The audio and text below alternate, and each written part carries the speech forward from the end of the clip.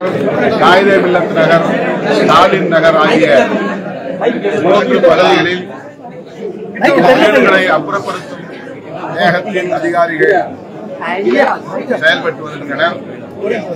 மூகாம்பிகை நகரில் 250 வீடுகளுக்கு மேல் இடித்து விட்டார்கள்.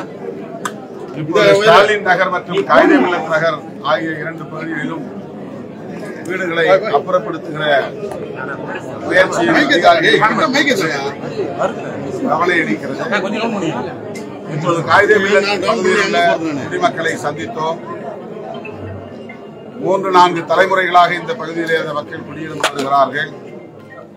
1987 வரை அரசு ஆவணங்களில் இது கல்லாங்குத்து பகுதியாக அறிவிக்கப்பட்டிருக்கிறது. கல்லாங்குத்து பகுதி என்றால் குடியிருப்புக்கு உகந்த பகுதி என்று பொருள், பட்டா வழங்குவதற்கு தகுதியான இடம் என்று பொருள். ஆனால் 1987க்கு பிறகு யூடிஆரில் அது தண்டுக்கரை பகுதி என்று மாற்றப்பட்டிருக்கிறது.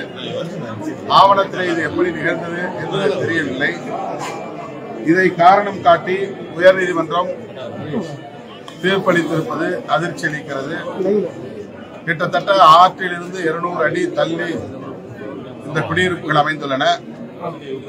அடையாறு ஆற்றின் நீர் போக்குவரத்தில் எந்த விதமான ஆக்கிரமிப்பும் இல்லை என்பதை உறுதிப்படுத்திக் கொள்ள முடியும் அதிகாரிகளால். பழைய அனகாபுத்தூர் கிராமத்தை ஒட்டிய இந்த பகுதியும் அமைந்திருக்கிறது. அது ஆக்கிரமிப்பு அற்ற ஒரு பகுதியாக அதிகாரிகளால் அனகாபுத்தூரின் பழைய கிராமத்தை பார்க்க முடிகிறது.